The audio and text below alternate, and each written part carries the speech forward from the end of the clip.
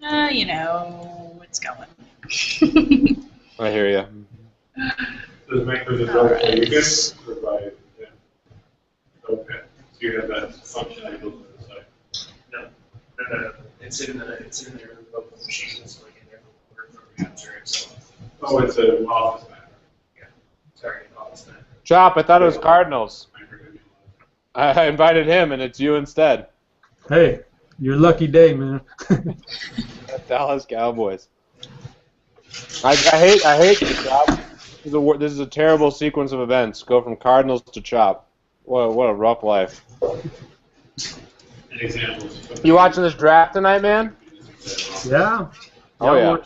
Oh, no. I'm pumped for it, dude. I'm really pumped. Not the tech team, but the Ethan specifically made factors for a lot of those. Okay. So what's it meant for that sort of thing before? They're already there, so Brian will either sophisticate them or use the existing ones. Yeah. I touched with Brian. All right. Just give it so. It's going. So many buttons.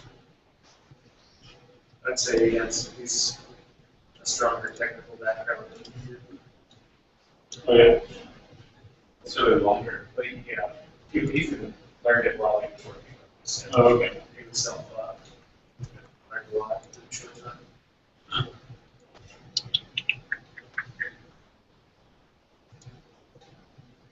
Yeah, obviously it wasn't very technical, you know, stuff using it, so. Yeah.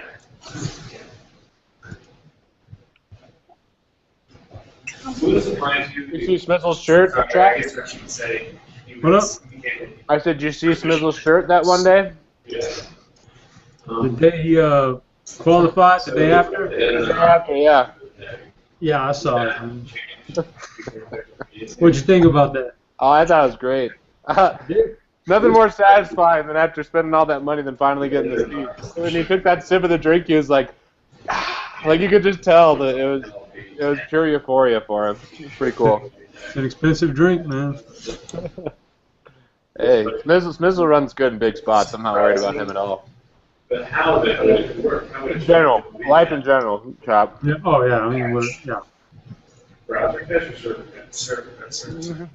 All right. If you guys are ready, we can go ahead and give this a shot. So it's same deal as last time. I will You say get here, and I'll say 3, 2, 1, and then go. yeah, good job. Awesome. Top of the class today. All right, I'm leaving. All right, cool. Bye. All right, 3, 2, 1. What's going on, guys? Another edition of Grinders Live today, joined by Head Shopper. I thought it was Cardinals, and it is Head Shopper today, so we're going to have some fun. Chop, first, how we doing, bud? I'm doing all right, man. I made it here today. You made it? Yeah, I made it. Tough trek or something? You have to leave the house today? I haven't left the house in about 2 weeks, man. You just stay in the house the entire time. Oh, man. I bet that's somewhat close to true. How often do you leave the house on an average week, Chop? Whew, if there's Yeah. nothing special going on, Before you answer the question, what would something special be defined well, as? like last weekend, we went out of town. We went on a little family vacation. So you take something like that out of the equation, just a regular normal week, nothing special going on. Yeah, I might leave the house like 3 times, man. Yeah, what about when the kids want to go somewhere? I get the belt and I tell them, shut up and sit down. We're not going nowhere today. I got to look at the baseball and try to figure it out. Yeah, and you got to watch the draft. Which before we get into baseball, let's talk a little draft here. I am like giddy about this. I know I'm a huge nerd, but I've listened to all the podcasts. I've looked at every mock draft. Chad Ford is one of my favorite analysts, and I've been following everything he said. I am absolutely pumped. I think we could see some crazy stuff from all the different teams. There's already been something crazy that happened today already with Aaron Aflalo going to my Nuggets. So I think we're going to see a bunch of interesting picks, potentially some big trades, and it's going to be interesting overall. Give me your first thoughts just kind of on the draft overall. Who would you take number 1, and do you have any favorite players? Man, number 1, there's nobody that's jumping out to me as a number 1 pick tonight. Up until about a week ago, I would have said the center from Kansas. Yep. But more and more, man, he's just like feeling. I get this like aura about him that he's just Greg Oden part two. Could be dominant if he was healthy, but I'm starting to worry about his injury situation. So I don't know, man. I don't know if I'd risk like a number one pick on that guy right now, because I really feel like if you're a big man and you're fragile, you won't make it in the NBA, and it's not their fault. That's just the way their bones are constructed sometimes. So, man, the number one pick is a pure toss-up to me. If I had the number one pick, I'd try my damnedest to trade out of the top three and get as much bounty in return as I could, because I think the fourth pick is as good as the first pick tonight. I don't know, just me. Yeah, I disagree a little bit. I think the top three players overall are kind of a little bit ahead of the rest of the guys. I've talked about it a bunch on Twitter. I'm really high on Exum. And before I talk about that for just a second, I know you're shaking your head already at me, Chop. But Embiid, I think there's two trains of thoughts here. He obviously has a lot of red flags, the back issue, the stress fracture. He actually broke the same bone in his foot as Michael Jordan. And the difference for me about him versus an Odin, and I've heard a lot of people talk about this and just watching some things, he's more fluid. He seems to move well, and I think I know it's a big guy, but here's my theory: is he hasn't been playing basketball that long. Came over from Africa, obviously, and hasn't really eaten right his whole life, and he's still growing, and he's been putting a bunch of torque on his body. So I obviously think there's a lot of risk there, but I think there's so much upside, and I bet Philadelphia takes him. I think they're a really smart organization. If they can land Exum and Embiid, I think they're in a great spot. So if I had the number one pick, I'd probably take Wiggins if I'm the Cavs, but I think the best player in this draft is going to be Exum. And you're shaking your head. What? Do you know anything about Exum at all, Chop? No, I mean, I think he's the flavor of the week, and I'm not sold on him being a superstar pro, which is what you want. I mean, out of one of those top three picks, man, you want a superstar. I'm not sold on him. I don't know, man. Maybe I haven't seen him enough. Let me try to tell you, no one's seen him enough. But I listened to the Bill Simmons report and a couple other things, and this is what I've heard. And I've watched every YouTube video I can possibly find on this guy. I know I'm notorious for that, but I really have with Exum. He's 6'6" as a point guard. He's 18 years old, 6'9" wingspan, and I really, really love that. I think he has elite length and an elite NBA body at 18 already. And here's why I'm really bullish on him. The first thing that they said, Chad Ford said he had a source. They tested him out, and on a lateral quickness and first step quickness, he scored off the charts. He is an amazing first step guy, and that really translates well for the NBA. And he's got just extreme quickness. I think he's a much better version of Michael Carter Williams, and if he can learn to shoot, it's all over. And here's the thing that I think made me like him the most, and this is coming from a legitimate source, not someone like myself who throws around superlatives and comparatives all the time that aren't right. One of Chad Force's sources compared him to Kobe Bryant because he says he has that killer instinct. And they said mentally he's just off the charts. And Chop, how many guys have you met from Australia? All the guys from Australia are just badasses. That's just the way it is. So this kid, Ghost Rider, Australians, not all of them. Not all of them. You run into some bad Aussies. Absolutely. Yeah, I know where you run into them too, Chop. You always go to Thunder from Down Under when you're in Vegas. I know. I've seen you. I see you waiting in line. You getting the pictures next to those guys and stuff? Hey, don't knock it till you try it, bro. Hey, I could tell you a story about a show in Vegas real fast. The first time I ever stepped off the plane to get to Vegas, first time in my whole life, like 2 years ago for the Roto Grinders party. Stepped off the plane, stepped into the hotel, see this big old sign for the show top show in Vegas, Jersey Boys, right? And I was like, oh, we got to go see that. We got to go see that. Those guys were badass. Those guys were cool, man. I'm telling my wife that. It's Jersey Boys. I had no idea. Like, for some reason, I thought the whole time it was saying Jerky Boys, the guys who make the prank phone calls. There's some gay Jersey Boys singing. Like, what is this? This isn't the guys making prank calls? How did you get dragged into that? It's horrible, man. Chop. Don't lie to us. You love that stuff, and you also love Thunder from Down Under. I've seen you at Chippendales. You're a regular. Your face is like on the wall. You're one of the best clients there. all the DFS money you win just goes straight back into Vegas and Chippendales and Thunder That's where from down my under. bankroll is going during the baseball. That's why you can't even get out of the house. You're just stuck because you can't even afford to do anything, Chop. You're just donating all that money. You're just bringing in buckets of money. Yes. You like to make it rain at Thunder from down under, huh? This whole qualifiers eating my bankroll is just like an excuse, a cover-up for me. Just I can't. Qualifiers. I can't stay away from the gay. 25 grand on the gay strip club this summer. All right, well, don't knock it till you try it. So I can't say that I've been to either one of those places, but maybe Head Chopper will convince DB and all the rest of the guys to come out. All right, any other comments on the NBA draft, or are we going to give these people some baseball picks? Well, I guess we can get into some baseball picks. Mm-hmm. Pitcher, you have Wainwright or Hamels number one? Just because of the salary, I'm going with Hamels. Okay. Talk to me. Do you think they're close, or what are your thoughts on those two guys? They're extremely close, man. I mean, the matchup favors Hamels a little bit, even though the Dodgers aren't like this juggernaut on offense right now. I don't know what their deal is, but the matchup favors Hamels a little bit. I am a little bit leery, just a little bit leery. All you got to do is put a guy on or a couple guys on for Stanton. He hits one and he ruins your whole night. But he's the only guy that scares me in that lineup right now. Like for Hamels, he's the only guy. But you know how that goes, man. Just when you say that, Stan hits a grand slam and everybody's cussing Hamels on Twitter. So, but I'd give Hamels actually the slight nod over Wainwright, even without the salary, just in a vacuum. I don't know. It's just one of those things. Hamels has looked solid lately, and he's striking guys out, man. And that's the key to this whole thing. Strike guys out, man, and I can live with everything else. You don't get the win, that's fine. You want to give up a couple earned runs, that's fine, as long as you're striking guys out. Now, if you don't strike guys out, we're done. We're done. Your relationship's over with that pitcher who's not. That's it, man. That's it. Yeah, I like Hamels. He's my number one. If you're not using Wainwright, if you're on a multi-position site, if you're looking for your next pitcher, taking value, whatever you want, price, who are you generally kind of leaning towards? So I know there's some other options, but not that many sexy pitchers outside of Wainwright and Hamels. Well, the guy I'll be rolling with on DraftKings tonight, in addition to Hamels, is Doug Fister.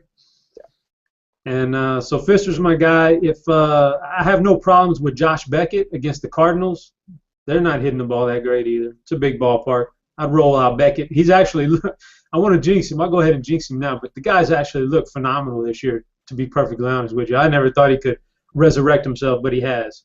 Yeah. So Beckett and Fister are my next two. I'm leaning towards Fister a little bit. Just I don't know. Fister's looked pretty good coming back. The Cubs they're a travesty on offense outside of Rizzo, to be honest with you. Yeah, and the wind's blowing in, which is nice. So I like Fister a lot. I think he's going to be popular. I pretty much am on the 100% the same page overall. Beckett has looked really good, and I think it's pretty clear, in my opinion. I think there's a definitive favorite for the World Series, and I think it's the Dodgers. No, it's early, but with Beckett pitching well, they got Greinke pitching well, Ryu's been pitching awesome, and then Kershaw is just lights out. So with that lineup and all that talent, they got a lot of guys who can go yard in the playoffs, and they have the pitching. So I definitely think Beckett's another good option. I think taking a Dodgers player is always awesome just because they're such a good team. You think that's too far, or you got any disagreement there on the Dodgers? No, I mean they just sometimes they just don't put it together for me enough. I mean I can't play any Dodgers tonight. Let's put it like that. I mean it's one of my things where the minute I see Wainwright or Sale or one of these big pitchers, that team is off the board for me. I know there was a debate in the forum the other day about taking a hitter against the top pitcher, even if your model spits out that hitter, like I'm not down, man. I go in and mark those guys off right away, so it's never even an option. I just think there are better ways to spin your salary cap than taking a guy against Wainwright or one of the stud pitchers. So you wouldn't take Stanton versus Hamels tonight, is what you're saying? As much as I want to, I got to be fair about it. If I'm not going to play, if I'm not going to play guys against, if I'm playing Hamels and I think he's in for that kind of a game, I just can't play anybody. Stanton scares me. He's the one guy that scares me, but I'm in on Hamels, so I got to draw a line somewhere, and I can't cross it. And in this case, it's Stanton. You can't cross it by playing Stanton and Hamels. You got to take a stand, and I'm in on Hamels, and I'm out on the hitters. Okay. I think that's more than fair, and I certainly agree. Maybe one hedge lineup with Stan, but I generally stay away completely. I'm totally on the same mindset as you. I was eating some food, so sorry about that, guys. But Chop, where would you rank Sour Patch as a candy? You don't have to be honest with you about that, also, man. I'm not a sour candy kind of guy, man. I don't like candy that much at all. I'll eat the hell out of some desserts, some cookies, cakes. What kind of desserts here, Chop? What kind of dessert is the number one? Name it. Cobbler, cookie, cake, pie. I'll eat the sweet. I mean, I gotta have some self-control because obviously my metabolism isn't like it was, 10, 15 years ago. So I gotta have a little control, but a little willpower. But I'll eat up some desserts, but candy just don't do it for me, man. I'm not a big candy guy. It just kind of rot your teeth out, and I'm all about the good hygiene and good teeth, man. All right, Chop, you're on point, man. Just absolutely on point. The dessert thing that you got to know is Dan Bach loves the girly drinks, and I can't lie. I either like the really manly, like the IPA beer, or I will have the fruity drink occasionally too. So that's a patented move.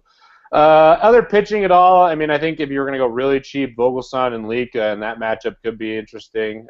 Any thoughts? I got one thought is that I mentioned willpower and self-control, man. You got to have a little willpower. When you get offered a fruity drink, or when you really want that fruity drink, you have to turn it down because it's a fruity drink and you're a guy. You just got to have. I mean, everybody wants it. Yeah, I want the fruity drink right now. But you can't take it, man, because it's a fruity drink.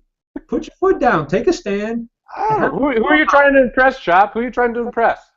I'm not trying to impress nobody, man. I'm just here. I got the door locked. Everybody's in the other room. This is like my sanctuary. You're saying you're not going to take the girly drink because you want to keep up the Head Chopper brand. No, man, it's not about. It's just about the whole. You're a guy, man. You don't need the fruity drink. We all want the fruity drink. We all want the fruity drink, but give some analysis. Give some analysis for like 20 seconds. I'm gonna be right back. Okay. Give me some analysis on the rest of the pitching position. If you're not going Hamels or Pfister, you gotta go 15 seconds. I'll be right back. Okay. Sure, man. All right. So we got Wainwright, Hamels, Beckett, and Pfister. Those are your top four. Those are far and away the best options tonight. But if there was anybody else I was going, the two guys I do have marked down is Willie Peralta. At home against Colorado. I'm not sold on the matchup, but Vegas says he's going to win the game. Minus 200 is, I believe, the biggest favorite on the board. He has a tendency to sometimes get in a zone where he can strike guys out. So Peralta would be like, maybe, man. But obviously those other four guys are far and away. And then the other guys, Vogelsong, can sometimes get into a groove, and he can do it all. And I wouldn't do him against Cincy tonight because Cincy's starting to hit the ball well, but if there was two other guys outside of those top four that I would even entertain, maybe in a GPP, and you got to go random lineup, I'm going to play Stanton and some crazy hitters. So I need a crazy pitcher, Peralta or Vogelsong. Okay, I think that's all good. Chop, look what I got here. I just didn't know you were on the show, or I would have 100% wore this shirt. Oh yeah. Man, look at the gear right here. Even the number 88. Woo! Where can you find these shirts, Chop? I'm trying to give you a free plug. Hey man, if I had some good guys behind the scene, my website would be up. But they're all out drinking fruity drinks all day, and they leave me hanging, man.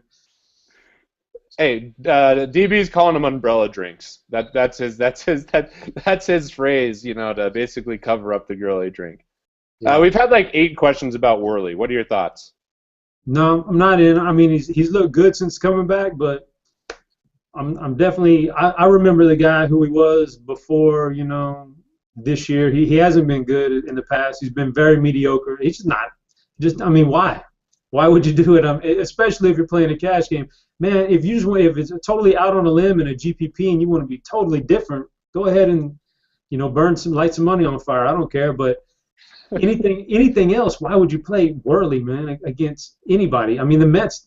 They're bad, but they've been hitting good. I mean, hell, I was all in on Kazmir the other night. I know the Mets can actually hit people when they want to, so I don't see any kind of upside there though. I'm not a fan either. But yeah, I just if you're gonna play someone like that, there better be. When you're taking a guy like that, you're taking him for a tournament, and he just doesn't have the upside. So I like your comment. go ahead, light money on fire if you want. So I guess that's basically what I think it is too. So I'm not on him as well, but certainly I guess I could be wrong. Catcher. Talk to me about catcher. We got a couple good matchups. My two favorites are Lucroy and Navarro, depending on the site. Navarro, great value on DraftKings. Lucroy is actually a pretty nice price too, but Navarro, really, really cheap. And both are good options industry-wide. What are your thoughts on those two? And if you're going to go cheaper than those guys, where would you go? Yeah, well, the cheapest guy on the board for me that I would play would be Alex Avila against Martinez. He'd be the one guy at the lower salary. And my other guys, you mentioned Lucroy. Lucroy's a stud. If you're playing on FanDuel, I don't know. I guess DraftKings is our sponsor. Sorry, guys. Oh, way to go. Whoa, 86, the Victor Martinez comment. But if you're playing on a site where Victor Martinez is a catcher, he'd be the number one guy, I guess, for me. And then there's also Mesoraco, I believe, is in the lineup tonight, and he's been just on fire, man. So those three guys are incredibly expensive, but those are your top three for me, Martinez, Lucroy, and Mesoraco. But like you said, if you want to save a little money, which I will be doing on some sites, it'll be Avila. Okay, yeah, that's the only other guy that I'm looking at, and Mesoraco is certainly a great GPP play. Guy just has ridiculous power, so definitely can't go wrong firing him in your lineup. I think catcher's pretty thin. Let me just see. Is Flowers in there? Is he playing today? Is he batting ninth? Hold on, I'll pull it up here. Sorry for the delay here. I believe. No, Nieto's in, so screw that. Flowers isn't even in. I was going to say he might be an option, but I'm pretty much all in on either Lucroy or Navarro, depending on the site. And then I do have a couple shares of Mesoraco just on tournaments. And if you need to go cheap, I like Avila. Just wish he wasn't batting eighth. That's the only thing that's a little bit disappointing. But, man, still a lot of upside. Can still go yard. And in that stadium, certainly a good opportunity. Go ahead. You said he's batting eighth. I know that detracts. And I like to avoid – I try to avoid like an eighth or ninth hitter in my cash games because, I want the opportunity to come up to bat for an extra time, Obviously, if you're batting leadoff, you've got such a huge percentage of an opportunity to get an extra at bat than the guy batting eighth or ninth. But I actually did do some backtrack studies, earlier this year on batting order and production, and you'd be surprised at how many guys bat seventh, eighth, or ninth and come out as some of the leading scorers on any given night in fantasy. It's pretty amazing, those numbers, and Yeah, no, certainly for GPPs. Yes, that's what I was going to say. For a cash game, though, right, it's all about opportunity. In GPPs, people they want to avoid seventh, eighth, ninth hitters because it just doesn't feel sexy. But when one of those guys goes off, then you're got a rarely owned a small owned player who just went off, and it's a good thing, man. So. But in cash games, you're right. I try to avoid the eighth and ninth guys. Okay. Yeah, I think we're 100% on the same page pertaining to all that stuff, that strategy talk as well. First base, though, we got a lot of different options.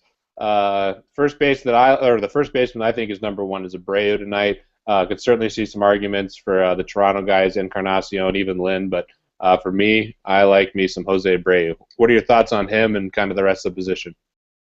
Yeah, it's just first base. This is what first base is, man. You get 10 guys that are just awesome plays, and you got to throw a dart and figure out which one's going to hit and which one's going to get you a zero. Abreu in a vacuum is my number one guy against Hap, that's for sure. I find myself not quite being able to afford him tonight. So I'm actually rolling out a little bit of Adam Lynn, who's slightly cheaper on multiple sites. He's actually cheaper on every site. I'm going with Lynn, but there's Edwin, Miguel. Miguel against Martinez. How do you differentiate between Martinez, Miguel against Martinez, Jose against Hap? Yeah, no, for sure. Miguel Cabrera definitely can make the argument for him. Edwin against Carroll. These are all there'll be one of these studs will end up the night with 1 point or less, and there'll be another one that ends up with 14 points, and you just got to try to figure out which one is tough. I think that's more of the guessing game. You can get your player pool down there, then after that it's going to be tough. But I think Abreu has that pure power in a small park. So in a vacuum, right on the surface, he would be my guy that I would list number 1, 2. Yeah, you're right about that. Okay, yeah, and I like Lind a lot. I mean, on DraftKings, he's 3,700 versus 49 for Abreu, which is expensive, but Abreu has special power. I mean, Stanton is probably the guy with the most power in the league right now and just hits the ball differently than everyone else. But Abreu, he's right up there with him. He just absolutely has ridiculous power in that park. I think he's in a really good spot. Other first baseman, I think this is an opportunity to kind of get contrarian too. Votto's pretty cheap industry-wide and is a good cash game play. I mean, that guy just gets walks and walks and walks and always is on base and puts up positive points pretty much every game. Do you like him? And if you didn't play Abreu, Lind, or anyone in that game, where would you go at first base? Yeah, I mean, Votto's definitely, like you said, he's a cash game specialist, man, just because he just gets points, you know. He just racks up the points. They come in small bunches. They don't. You know, he doesn't have too many big games, like those huge games, but he just gets you positive points. That's what you want in the cash games. So for that reason, he's a cash game player, but I kind of tend to avoid him in GPPs.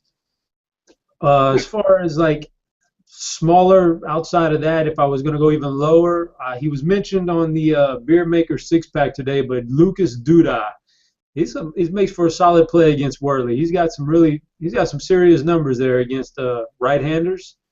And he's batting cleanup today, so Duda would be a really nice. I mean, when you got all these guys are going to be on the big names, and then Duda comes in there and he's capable of having a big game, so he could really throw a monkey wrench into a lot of plans here for GPPs tonight. And then if one other guy, if I was going to take a flyer on somebody, it'd be Konerko against the lefty, because he's in his career. He's usually been a lefty killer, and Happ is definitely not anybody who scares me. So if I was going to take a flyer on anybody outside of there, be Konerko. Okay, I think that's more than fair, and I mean you're going to get him at a really nice cheap price, so can definitely get behind that. Pretty much hit everyone that I would be on at first base. Obviously Miguel Cabrera we talked about for a little bit. Victor Martinez, both those guys are elite plays as well. And then after that, I'm not really on anyone. Certainly not taking either Matt Adams or Adrian Gonzalez in that game with both those pitchers in that park. And another guy, I guess, who I think is first base eligible on a couple sites, Mark Reynolds. I could see him being a nice kind of contrarian play, a guy who has double dong potential. So that's kind of the extent of first base. Definitely a lot of elite options there, and you can kind of craft your lineup around it, then choose your first baseman based on how much salary you have left. Second base, another interesting position. I think there's a consensus guy who will probably be one of the highest owned players of the night, and that's Ricky Weeks, batting leadoff tonight at home. Certainly like him. Also a fan of Gordon Beckham today. I like both those guys overall. What are your thoughts on Weeks and also on Beckham?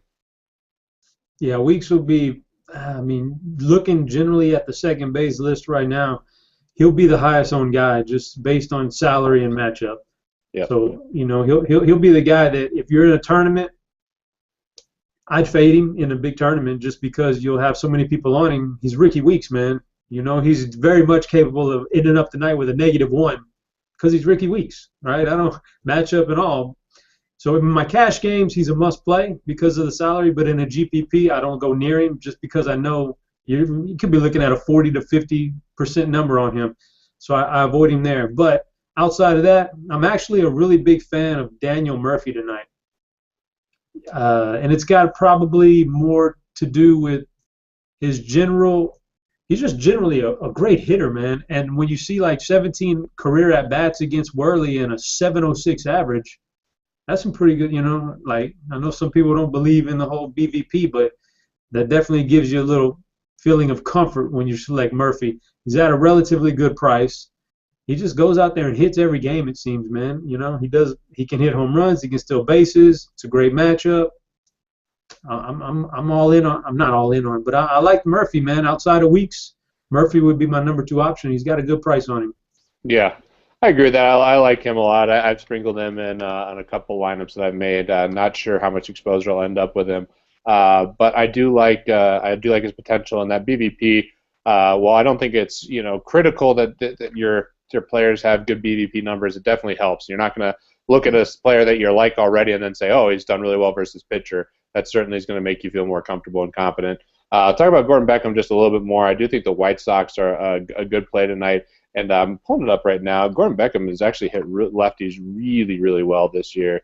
Had the stats earlier. I just don't want to butcher them. So bear with me a second. I do think Weeks is going to be the highest owned player overall tonight. If it's not him, who do you think it is? Highest owned in general? Yeah, just in general, like maybe Cole Hamels. Oh man, I think Cole Hamels, just because there's only 2 clear-cut stud pitchers, but Weeks is up there. I mean, you might get some guy. Aramis Ramirez might be a big play, because I think, well, first of all, you're going to we're limiting our options tonight. There's only like four teams that they're just clear-cut. I'm gonna, the whole industry is going to be on only like 4 teams tonight on offense, and they stand out. So. Yeah. There's a lot of highly owned guys. Yeah, so I think Weeks is the high owned. I think going off him on a tournament is a great play. And just last thing on Gordon Beckham.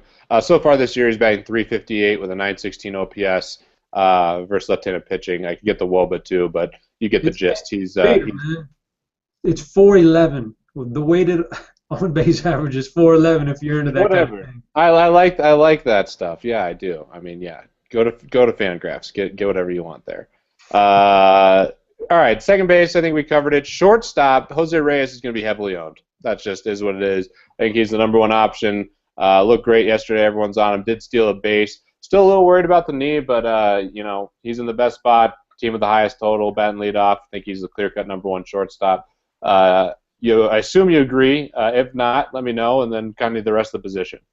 He actually, now that we get down to shortstop, he actually might be the highest owned guy tonight. Yeah, you're right. Because of the position and the matchup, and his game last night is fresh in everybody's mind. I mean, he'd be the highest owned guy. Tulo is great and all, but at that price, he's so much pricier than anybody else at shortstop that you can't really play Tulo. So Reyes would be the guy.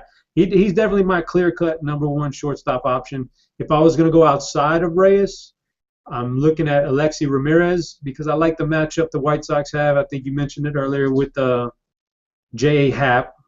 He's definitely due for to come back down to pitching the way Happ usually does. Alexi's always been a guy who's fared pretty well against lefties, and he's moved up a little bit to batting 5th tonight, so that's always nice. He'd be my guy outside of Reyes. And if I was going to take a flyer on somebody outside of that, maybe Segura against the lefty. He's always hit lefties well in his career. Yeah, I can get behind all those guys. I don't know. Maybe I missed it there. I was just looking at something. Alexei Ramirez, I like. I think he's in a good spot. Kind of a theme of the White Sox, like you just mentioned. I know you were talking about J. Happ being bad, so assume it was him. And then I think after that, like you said, Segura is an option. Tulowitzki is a great tournament play today. I know I'm always saying Tulowitzki is a great play, yada, yada, yada. You can take it for what you want. But in all honesty today, I think he's a great tournament play. I bet he's like 5% owned or less in most tournaments. And while everyone's on Reyes, you get a lot of upside with Tulo. I mean, he is one of the rare players who just has such elite upside at his position relative to everyone else. And I think he's in a great spot. So, not a great spot. He's not at home, obviously. But in Milwaukee, which is still a hitter's park, much better than normal for him on the road. Peralta is a pretty good pitcher, but you just saw him. And the only reason I mention him is I think he's a great tournament play just because of his ownership percentage. Let's move to third base, which I think has a variety of different options. You talked about Aramis Ramirez overall, or a little bit earlier on the show already. I definitely think Aramis is the number 1 third baseman. I think that's pretty clear. And then after that, I think there's a couple different options. Do you agree with him being number 1, or do you have someone like Beltre or someone else ahead of him? I'd rank him number 1 if I had to put a number on it. But I think the couple of guys following him are very, very close to him. So I'm not gonna say he's head and shoulders. I mean, Beltre to me is like he's the Tulowitzki of third base. Like, he won't be owned as highly because he's more expensive than the other guys, but he's still Beltre, and he's still the best third baseman in general.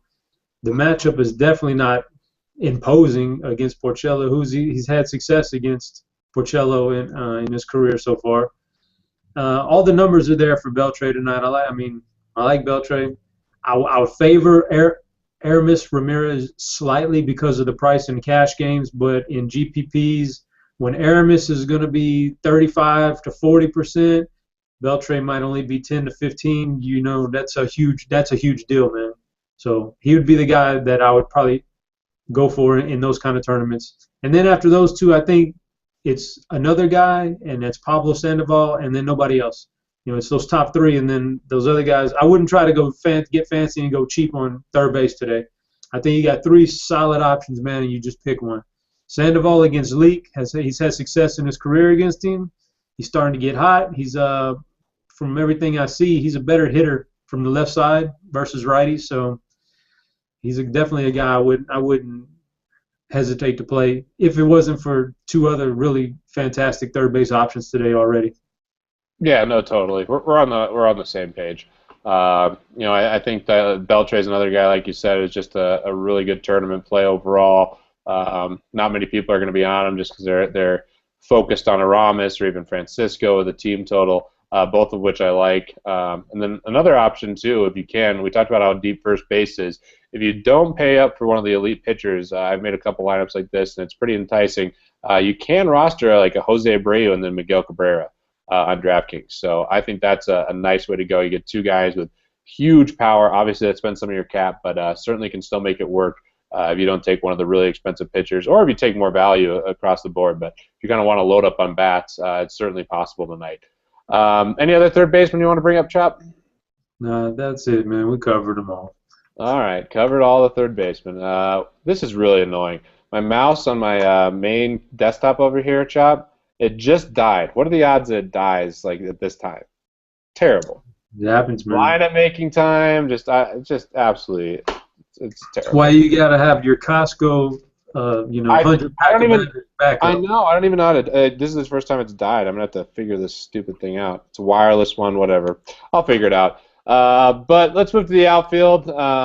Chop, start us off. I think there's a variety of different options. I think the Brewers guys are gonna be heavily owned. I'm pretty high on both Gomez and Braun today. I know there's the issue with Braun's finger. Talk me through kind of your evaluation when you know an elite player kind of has a nagging injury, like a thumb injury, like Braun has.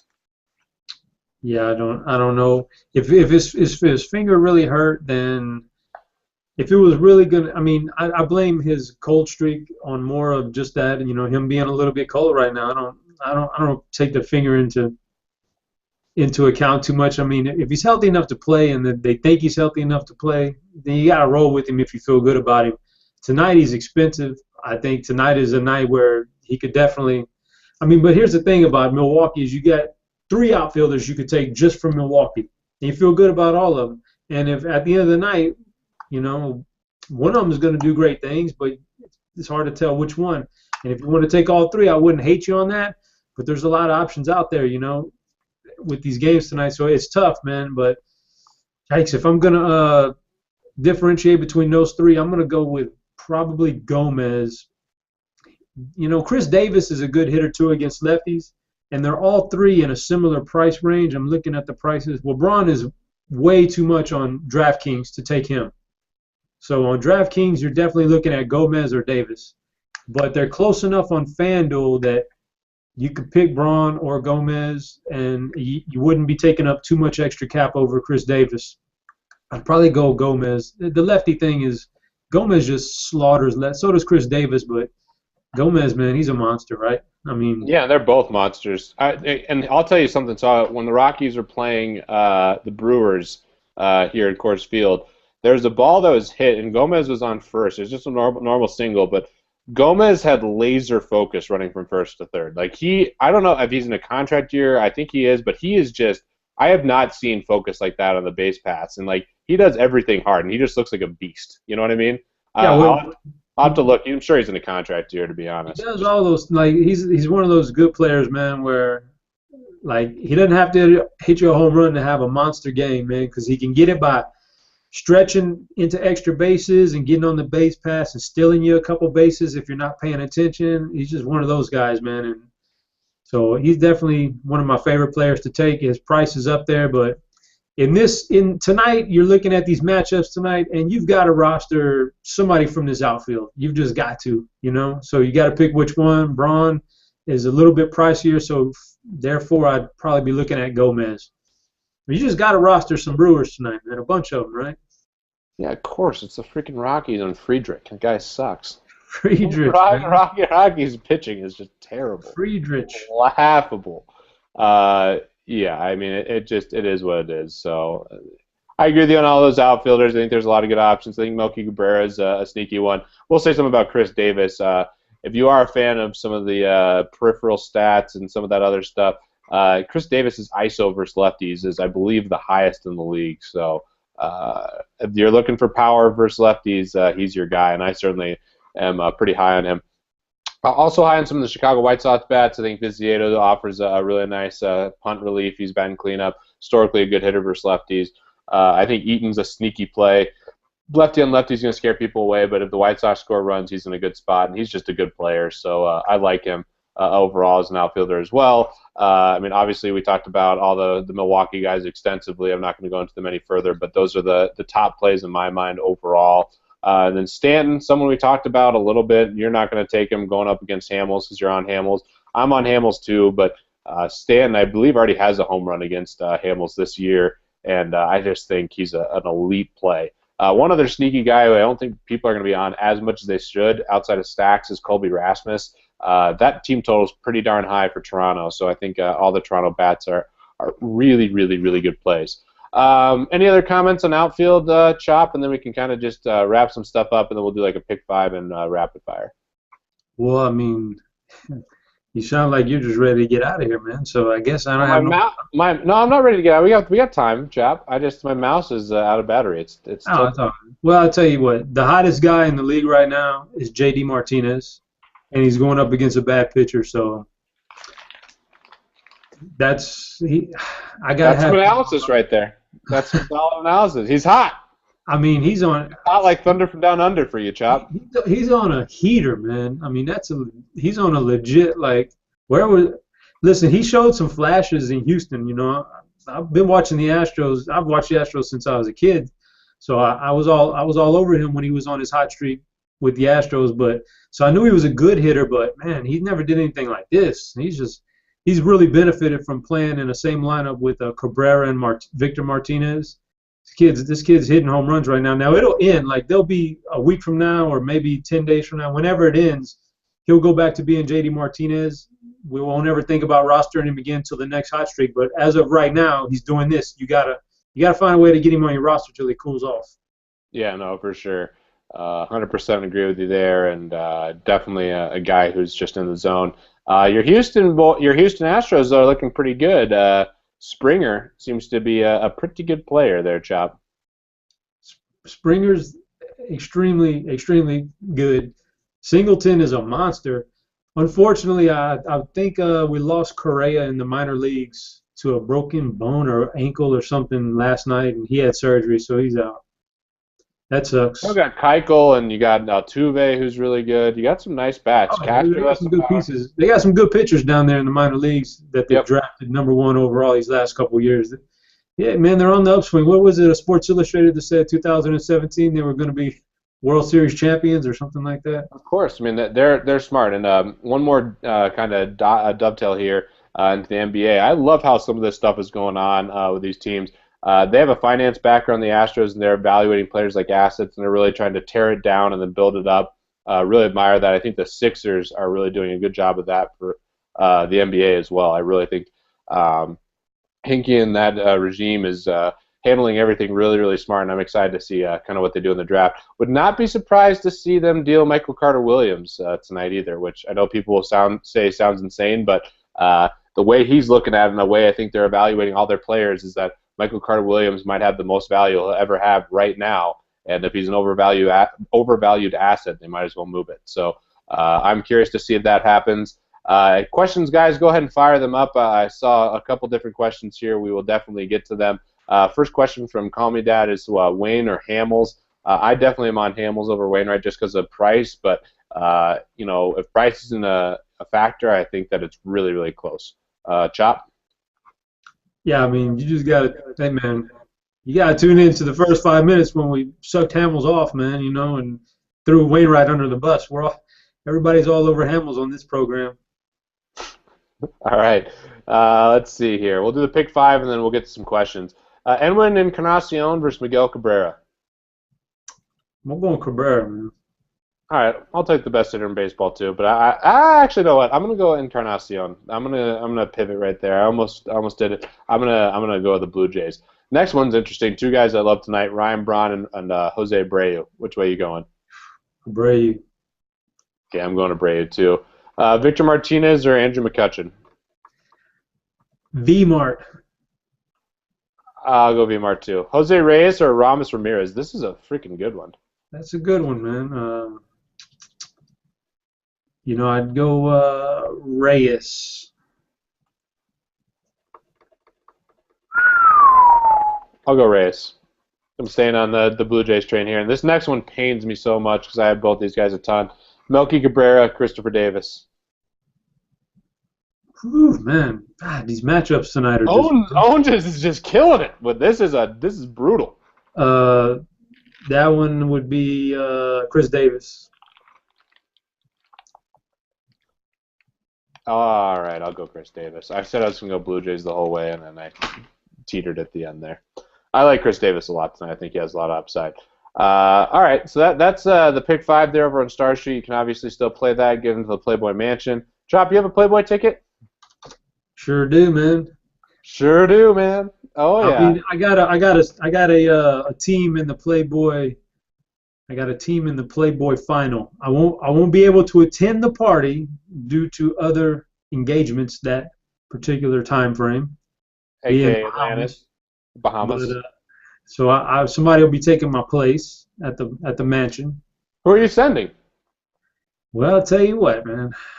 I'm gonna donate my ticket to B. Owens, Brad Owens, Bowens. He's having a little party that weekend, and he's got some fellas that he's going to get together with some friends, and I'm going to let him have that spot and have a good time, and hopefully it'll bring me some good karma. No, that's awesome, man. And he has a seat as well, so hopefully he can take that down, and that's going to be a great experience. If you have a bunch of guy friends and you want to go out there and party, L.A., Playboy Mansion, not bad, right, Chop? Man, dude, yeah. It's awesome. I mean, it's been, Yeah. Like I can't believe I'm still like sitting here thinking why do these things have to be scheduled together? It really sucks, man.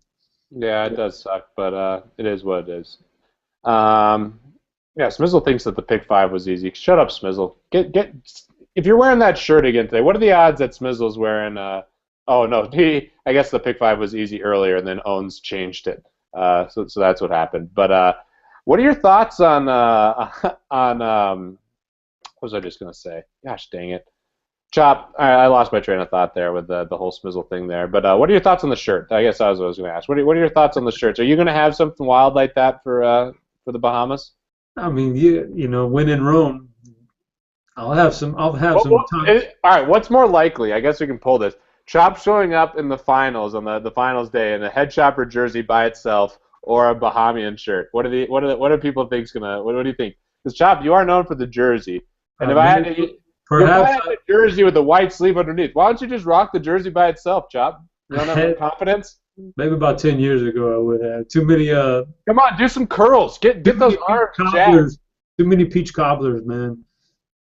Listen, I may have like a little special surprise, perhaps a little head chopper / Tommy Bahamas thing going on, Oh, Woo! oh, some serious swag. All right. Hey, I can't, man. I'm not. We don't want to divulge too many secrets here on Grinderslive, right, Chop? Keep that on the low, man. We'll keep that on the low. I would like to see something in like bright pink. Something really, really bright, Chop. That way, if you're wearing a really bright pink shirt and then you get a girly drink, I mean, it's like so girly that you're so confident with it that it's actually manly. What do you think about that analysis? No, I think that's wrong. I don't think there's any way to rock that and with a girly drink and still be ultra manly. You just can't do it, man. What about if you were rocking some serious chest hair? Now that's manly. I got some good chest hair, Chop. So, well, you gonna wear your Tommy Bahama shirt with the big old? If you give me one, I will go wild with it. I mean, it's no Jeremy Levine chest hair. Jeremy Levine, CEO of Star Street. Every meeting we went to, he's rocking it strong, which Not normally my style, but if I have the Bahamian shirt, I'm gonna go for it. What's it, Jeremy? He seems like he's got some of that taco meat chest hair, that little curly. You know what I'm talking about, right, Chop? You like first time you meet him, he's got like his shirt down like 6 buttons, trying to show it off. You can't grow any facial hair on it. There's no facial hair, so he has to compensate. You know. So what's the verdict here? If I showed up in a pink Hawaiian shirt with a mimosa and another drink in my hand, so I was double fisting, like something pink with an umbrella in it, and I was rocking the chest hair, on a scale of 1 to 10, how girly? 1 being the girliest, 10 being the manliest. Where would that rank? I wouldn't rank it. I would just look and say, that's just Peter being Peter. Okay. What does that mean? You don't even give me a number. That's just like the most vague response. Come on, Chubb, you are relentless. You love to. If we were on Twitter right now, you'd just be berating me. But since we're on the show, I gotta call you out on one thing, Chubb. You are the nicest guy in person, definitely. And I love it on the show. And you'll never say anything like even slightly mean. You'll make maybe 1 or 2 comments that might be a little sarcastic and funny. But on Twitter, it's a totally different animal. You're like something else is going on. What can you explain that, Chap? I'm not mean to anybody on Twitter. I mean, I tell the truth. I'm not mean. I don't go out of my way to be like derogatory to anybody. Like if I say that the USA guys are flopping in soccer and it's a disgrace that the guy's laying on the ground for 2 minutes during the most important stretch of soccer in U.S. American history, that's not being mean, right? That's just telling the truth, man. All right. No, I'm not calling it. I've been at breakfast with you when you ordered a mimosa. Whatever, man. I don't have any problem. Listen, you are who you are. I have no problems with any of that. If that's the way you roll, then that's the way you roll. But it's the guys who, trying to cover something up or not be themselves, and that's who I'll call out. But I can't call you out because you're just who you are, man. Am I gonna call out Primetime if he comes to an event stoned? I mean, that's who he is, man. Right?